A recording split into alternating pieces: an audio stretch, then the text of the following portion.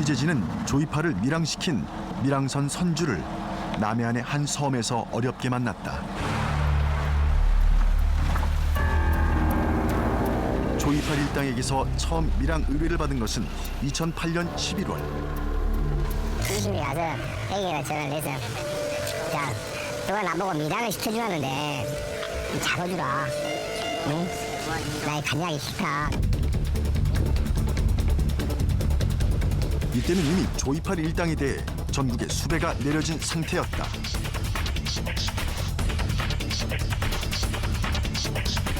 수배 관선은 다름 아닌 밀항 출발지 태안을 관할하는 서산경찰서.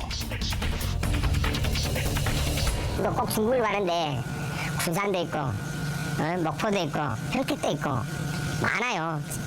자기 사건하고 관련 없는 지역도 많잖아요. 왜 여기서 했는지 자기가 거기서 해도 된다는 100%의 확신을 갖고 저는 찾아왔다고 생각을 하거든요. 조이팔 일당이 마약을 밀매하는 것으로 오인한 해경은 당시 항내 CCTV로 조이팔의 일거수일투족을 감시했다. 항내에는 낚시꾼을 가장한 수사 인력까지 배치했다.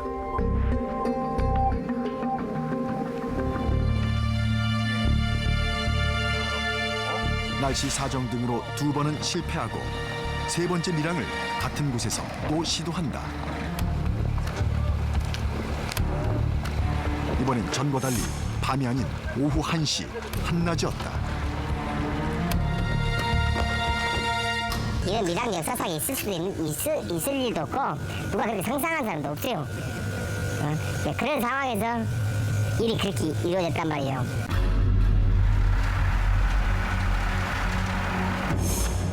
2008년 12월 9일 오후 1시 조이팔은 측근을 대동하고 유유히 마검 포항을 출항한다. 그러나 해경은 움직이지 않았다.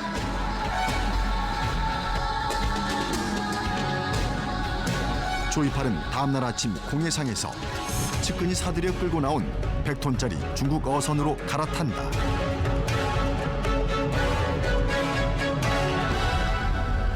한 몇 초 사이에 5초 안 됐을 거예요.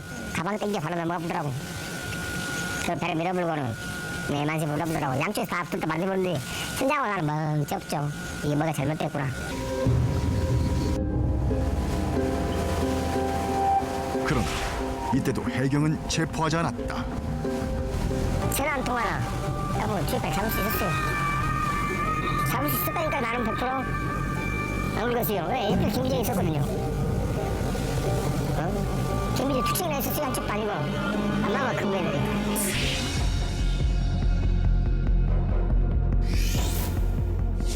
당시에는 이제 유착 의혹, 그래서 결국에는 다 뭐 경비정을 빼라고 한 거 아니냐 하는 의심을 받았는데, 그래서 이제 직위 해제가 당시에 징계를 받아가지고 됐다고 합니다. 그런데 일정 기간 후에, 4달 후에 이 사람이 도로 해경청으로 복귀했다 그래요. 여기까지만 듣고도 정말 많은 시청자분들 저를 포함해서 많이들 지금 분노하고 계실 거예요. 이때까지만 해도 좀 잘 좀 수사를 했으면 빨리 잡을 수 있었을 텐데 말입니다. 그렇죠. 피해액이 더 늘어나지 않고 말이죠. 자, 사실 피해자들 역시 중국과 공조를 해서 수사가 잘 이루어질 것이다라고 희망의 끈을 이때까지만 해도 놓지 않았다고 합니다. 하지만 1년이 지나고 2년이 지나고 3년이 지난 후에야 비로소 조이팔과 관련된 소식이 들어왔다고 하는데요. 저희가 영상 보고 이야기 계속 나눠보겠습니다.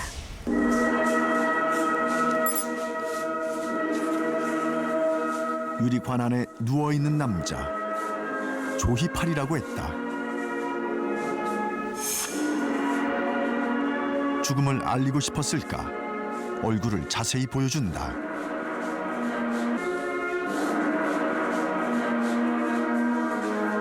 한 남자가 촬영을 지시하는 모습까지 담긴 이 영상은 조이팔 유족이 경찰에 제출한 것이다.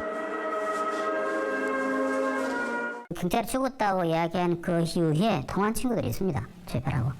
통화한 친구들이 있기 때문에. 취재진은 조이팔이 숨진 장소로 발표된 호텔로 찾아갔다. 유족들은 조이팔이 이곳에서 술을 마시고 투숙해 심장마비를 일으켜 병원 후송 도중 사망했다고 진술했다. 그런데 정작 호텔 직원들은 금시초문이란 반응이다. 上楼上去这个心脏马屁是怎么回事？去4零4就死了。我们去年都在这儿都不知道这个事儿。 이야기 들어본 적도 没 없나요? 听说这事儿。没听说。 중국으로 건너간 조이팔은 중국 산둥성에 머물렀다. 매일 골프장을 드나들었다는 말에 따라 골프장부터 찾아 나섰다. 그런데 올해도 골프장에 왔다고 한다. 他现在不见来找吗？ 이 사람 대해서 3、4个月前的了，很久了。 됐네. 有几个月知道吗？他们那时候好像是几天的时候了，然后人家打包不是评论的吗？就是差不多也就4、5个人了。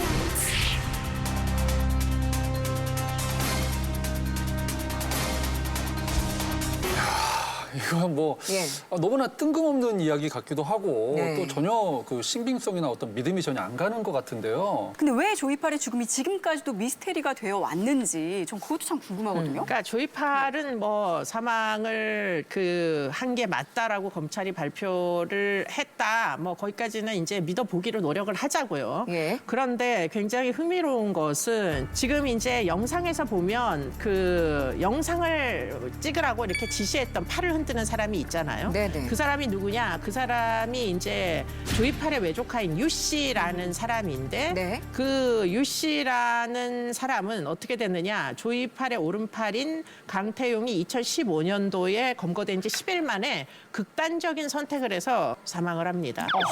그러니까 이렇게 이제 사망을 할 만한 이유가 뭐 딱히 있었느냐. 그러니까요. 그 부분이 아무래도 좀 이해가 안 되는 측면들이 있었던 거죠. 네.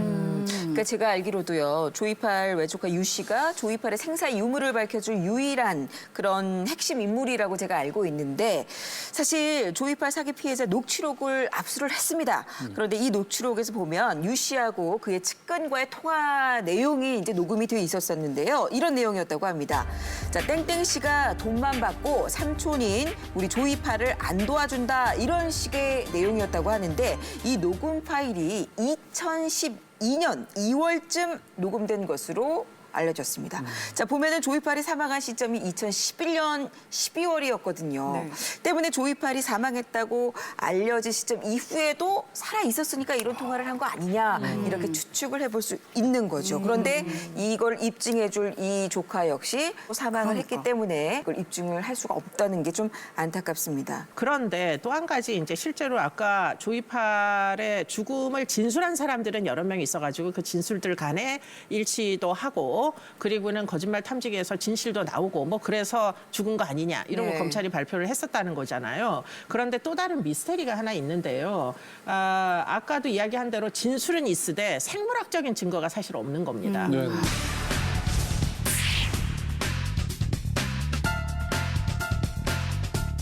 화장을 하는 와중에 일부 이제 뼈 조각을 가족들이 가지고 있던 게 있었는데 그러면 그것이 만약에 조이팔 것이면 이거는 사망의 증거가 되잖아요. 네. 그렇죠. 예. 그래가지고는 그 뼈 조각을 뒤늦게 국가수에다가 이게 조이팔 것이 맞느냐 이렇게 의뢰를 했다고 해요. 그런데 흥미로운 것은 감식 불가능이다 이렇게 나왔다고 합니다. 동물병가? 그런데 이제 감식 불가능이 나올 수가 없는 것은 아닌 게 화장을 하게 되면 이제 조직이 변합니다. DNA 구조가 망가질 수 있어요. 그런데 이제 그것이 그야말로 화장을 충분히 하고 난 다음에 나온 것인지 아니면 밑도 끝도 없이 그야말로 감식 불가능한 어떤 다른 뼈 조각이 이제 화장 끝에 등장했는지 그것까지는 지금 현재로서는 알 수가 없습니다. 네. 그래서 저희가 소문의 진상을 파헤쳐보는 그런 시간을 가져보도록 하겠습니다. 코너 속의 코너, 루머의 루머 시간입니다. 다 같이 해볼까요? 시작. 루머 시간입니다. 우리 교수님께서 지금 헛웃음을 웃고 계신데 정말 저희가